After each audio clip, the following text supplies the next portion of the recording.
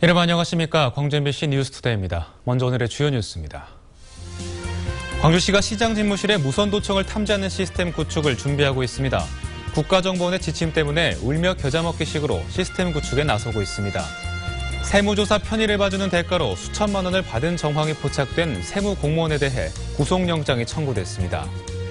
프로배구 시즌이 끝나감에 따라 한국전력 배구단의 연고지를 수원에서 광주로 옮기는 작업이 본격화할 전망입니다. 농어촌 마을의 작은 영화관들이 주민들의 모임 장소로 직장인들의 친목 도모 공간으로도 큰 인기를 끌고 있습니다. 첫 소식입니다. 전국의 자치단체들이 무선도청을 막기 위해 탐지 시스템을 도입하고 있습니다. 주로 단체장 집무실 등에 설치한다는데요. 글쎄요, 누가 도청한다고 그러는지 모르겠습니다. 먼저 김인정 기자입니다. 광주시장이 결제를 하고 손님을 맞이하는 집무실. 이곳에 도청을 탐지하는 장치가 설치됩니다. 무선 도청 탐지 시스템이 설치되는 건 시장실과 접견실 그리고 부시장실 등 총 5곳입니다. 광주시는 8,600만 원을 들여 상반기 안에 도청 탐지 시스템을 구축하기로 했습니다. 시민들한테 그 정보를 제공해야 되는 측면도 있지만 그 의사결정 과정 중에 있는 보안을 유지해야 되는 그 정보들도 많이 있거든요. 광주시뿐만 아니라 전국의 자치단체들이 도청 탐지 시스템을 도입했거나 도입을 검토하고 있습니다. 서울, 부산, 대전과 세종시 등이 장비를 이미 구축했거나 구축 중입니다. 과연 실효성이 있을까? 통화하는 내용이 거의 생활 민원 쪽인데, 뭐 국가에 대해서 막 통화하고 막 그런 건 없기 때문에 그렇게까지 필요성은 저는. 지난 2002년 이동식 탐지시설을 도입한 전라남도. 15년째 운영 중이지만 도청을 탐지한 사례는 한 건도 없습니다. 다른 자치단체에 장비를 빌려주기도 했지만 역시 탐지 실적은 없습니다. 쓰시면서 뭐 한 번이라도 뭐 도청 이런 것들이 좀 탐지된 적 있나요? 현재는 없습니다. 아직까지는요? 예.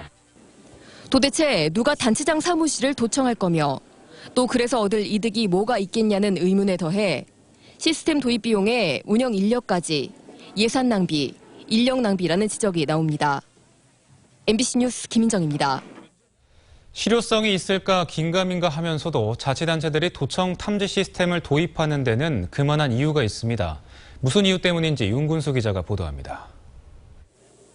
지난 2014년에 개정된 국정원의 국가정보보안 지침입니다.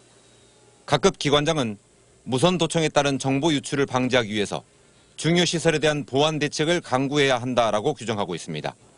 이 지침 때문에 전국의 자치단체들이 도청 방지 시스템을 도입하고 있습니다.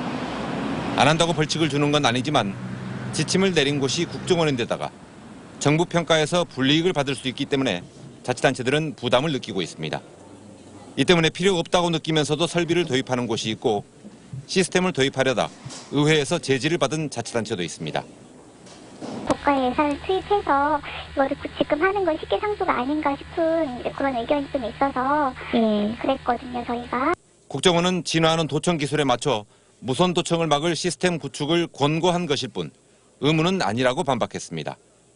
하지만 안 지키면 불이익을 주는 지침은 의무로 보는 것이 마땅하고 이 때문에 낮은 실효성에 비해서 국정원의 지침이 과도하다는 비판도 나오고 있습니다. MBC 뉴스 윤문수입니다.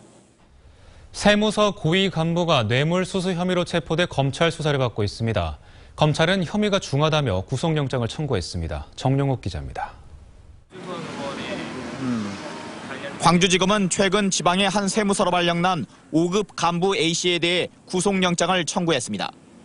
모 업체로부터 수천만 원의 뇌물을 받은 혐의입니다. 검찰은 A씨가 해당 업체의 관할 세무서에 세무조사 편의를 청탁하고 그 대가로 업체로부터 거액의 뒷돈을 받은 것으로 보고 있습니다. 검찰은 먼저 소환된 업체 대표를 조사하는 과정에서 계좌 추적을 통해 뭉칫돈이 오간 사실을 파악한 것으로 알려졌습니다. 검찰은 오고 간 돈의 액수나 실제로 행해진 전후 상황을 봤을 때 사안이 중하다며 영장 청구 배경을 밝혔습니다. 하지만 A씨는 업체로부터 단순히 돈을 빌렸을 뿐이라며 혐의 자체를 전면 부인하고 있는 것으로 알려졌습니다. 검찰은 A씨에 대한 수사와 함께 실제로 관할 세무서가 해당 업체의 세무조사 편의를 봐줬는지에 대해서도 집중 조사할 계획입니다. MBC 뉴스 정용욱입니다. 광주여자대학교 교수가 학생들에게 성희롱 발언을 해 물의를 빚고 있습니다. 광주여대는 수업 시간 중에 성희롱 발언을 해 학생들의 반발을 사고 있는 59살 A 교수를 이번 학기 수업에서 배제했다고 밝혔습니다. A 교수는 여학생들에게 남자친구와 잡았느냐, 무인텔은 왜 가는지 아느냐 등의 성적 수치심을 느낄 수 있는 발언을 한 것으로 확인됐습니다. 광주여대는 학생들의 진술 확인과 자체 감사 결과 등을 토대로 A 교수에 대한 징계 절차를 밟을 계획입니다.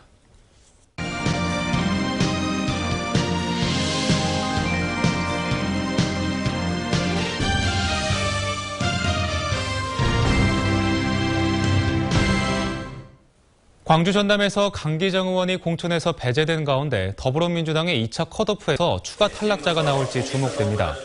더불어민주당은 현역 의원들을 대상으로 진행 중인 면접과 정밀 심사를 오는 7일까지 마무리하고 8일쯤에는 2차 컷오프 대상을 발표할 예정입니다. 광주 전남에서는 더민주 소속의 현역 의원 8명 가운데 김성곤 의원과 강기정 의원이 불출마를 결정했고 나머지 6명 중에 추가 탈락자가 나올지가 관심사입니다. 국민의당이 광주 지역 총선 후보 경선을 수기 배심원 단제로 실시하기로 했습니다.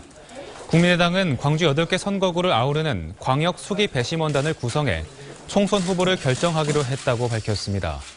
수기 배심원 단제는 자격 심사를 통과한 모든 후보자가 성별, 연령별, 지역별로 무작위 차출된 배심원과 토론을 벌인 뒤 수기 과정을 거쳐 비밀 투표로 최종 후보를 결정하는 방식입니다.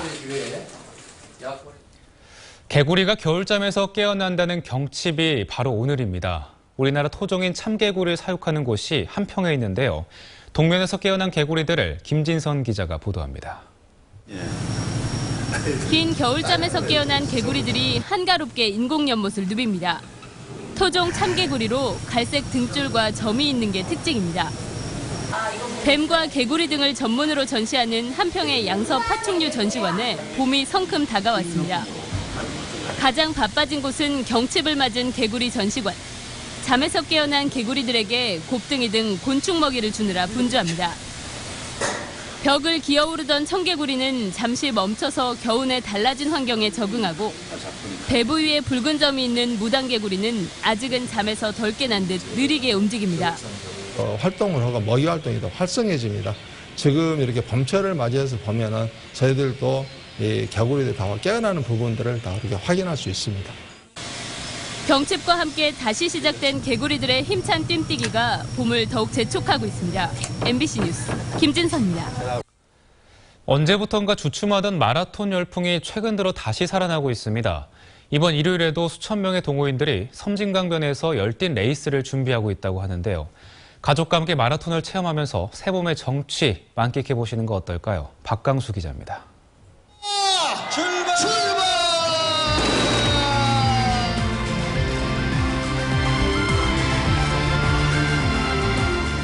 새해 벽두부터 후끈 달아오른 마라톤 레이스의 열기. 전국 각지에서 울려 퍼진 출발의 함성이 올해 벌써 20여 차례에 이르렀습니다.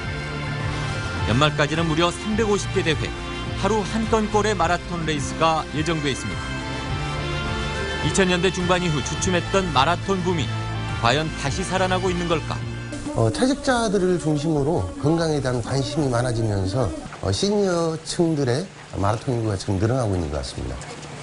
다시 불붙은 마라톤의 열기는 새봄 섬진강으로 계속 이어지고 있습니다. 올해로 8회째를 맞는 섬진강 꽃길 마라톤 대회에 참가 예정자가 무려 7천여 명.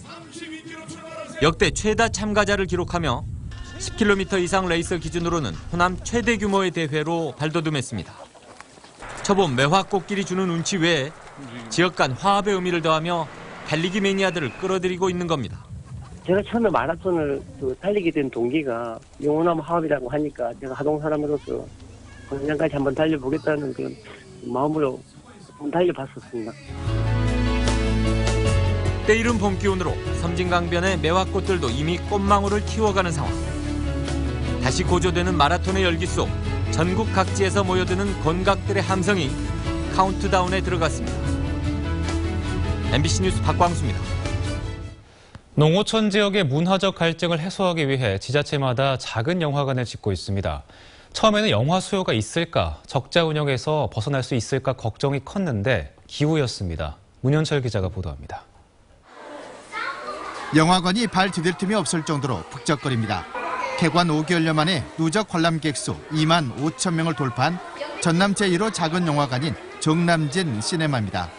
휴일에는 매진 사례를 빚을 정도로 관람객들이 몰리고 있습니다. 주말에는 400여 명에서 500명 가까이가 좀 다녀가십니다. 그래서 주말에는 일찍 오셔서 예매를 하셔요. 그 전날 하시거나 오전 일찍 오셔서 미리 준비를 하시고 가족 단위로 많이 오시는 게 보기 좋습니다. 대형 스크린을 갖춘 3D 상영관과 매점, 야외 테라스까지 도시영화관에 못지않는 시설로 관람객들의 만족 또한 큽니다.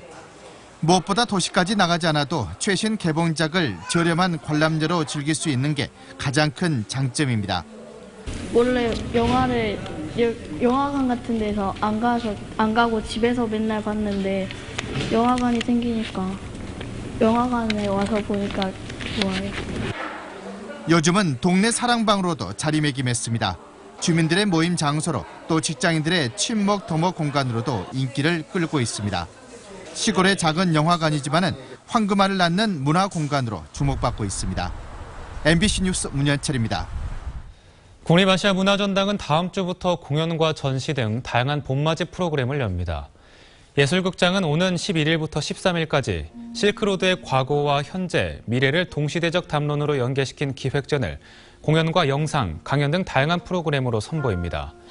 어린이문화원은 참여형 공연과 인형극 등으로 구성된 봄맞이 어린이 극장을 오는 12일부터 한 달 동안 매주 토요일과 일요일에 마련합니다.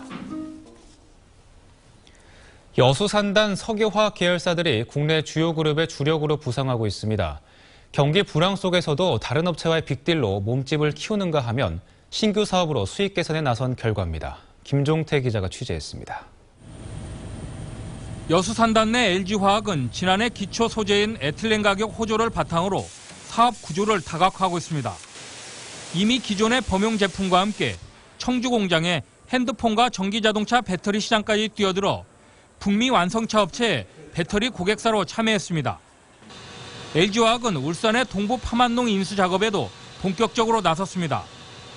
작물 보호제와 비료 등 국내 최대 농자재 기업을 인수함으로써 매출 규모를 끌어올리고 있습니다. 지난해 매출액만 20조 원이 넘어서 그룹 내에서 LG전자와 함께 주력 계열사로 자리 잡고 있습니다.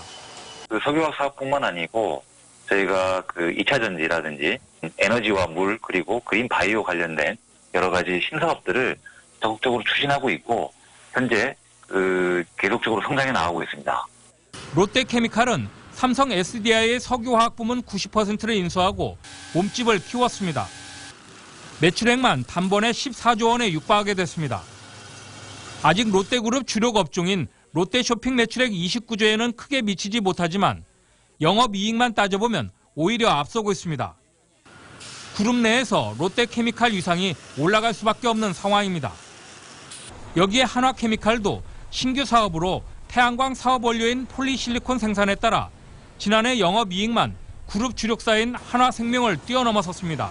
신규 사업의 확장이나 또 유사 사업의 몸집을 불리는 것은 우리 지역의 기업들로 봐서는 그룹의 주력 사업장으로 발전하는 데 매우 고무적인 일이라고 생각됩니다. 올해 여러 부문에서 경기 지표가 예전 같지 않지만 지역 내 석유화학사들의 몸집 키우기와 신규 사업으로 실적이 호전되면서 그룹 내 화학사들의 위상이 달라지고 있습니다. MBC 뉴스 김종태입니다. 광주시 감사위원회가 광주 지역 5개 구청에 불법 주정차와 불법 광고물 근절을 위해 적극적인 단속에 나서라고 공고했습니다. 광주시 감사위원회는 불법 현수막과 간선도로의 불법 주정차로 시민들의 불편이 가중되고 있는 만큼 적극적인 단속과 강력한 행정 조치가 필요하다고 권고하는 한편 단속이 미흡할 경우 특정 감사를 실시하겠다고 밝혔습니다. 미래 성장 동력으로 주목받는 농업 분야의 6차 산업화를 이끌어가기 위해서는 전문 인력 양성이 시급한 것으로 지적됐습니다.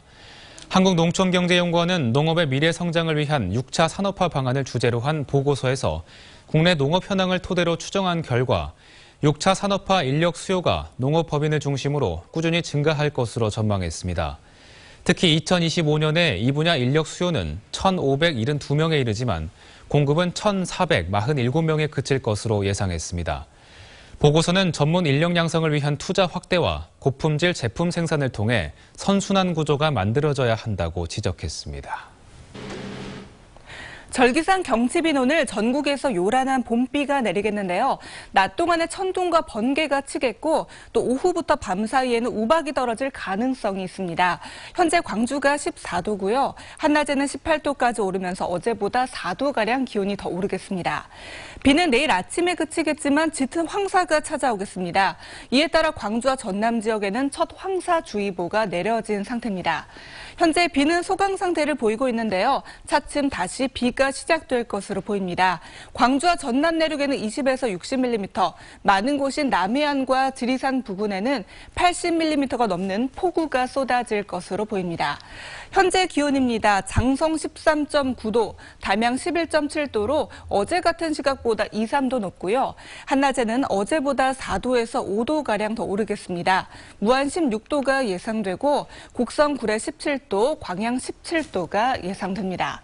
전해상에 풍랑특보가 내려진 가운데 강한 바람과 함께 물결도 점차 거세게 일겠습니다. 주말에 비가 그친 뒤에도 기온은 떨어지지 않겠는데요. 주 중반에 또 한 차례 충청과 남부지방에 비 예보가 나와 있습니다. 날씨였습니다.